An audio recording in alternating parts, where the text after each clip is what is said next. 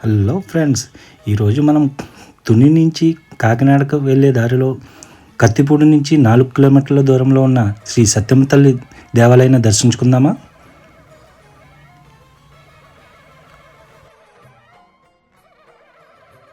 ఇది కత్తిపూడి నుంచి కాకినాడ వెళ్ళే మార్గ మధ్యలో 4 కిలోమీటర్ల దూరంలో ఉంది. ఈ ఆలయానికి ఒక విశిష్టత అయితే ఉంది ఫ్రెండ్స్. ఇక్కడ మనం ఏం కోరుకుంటే అది జరుగుతుందని భక్తుల ప్రగాఢ విశ్వాసము. మరి ఇంకెందుకు ఆలస్యం, దర్శించుకుందాము. మరి ఈ ఆలయం ఈ హైవే రోడ్కి ఆనుకొని ఉంటుంది ఫ్రెండ్స్.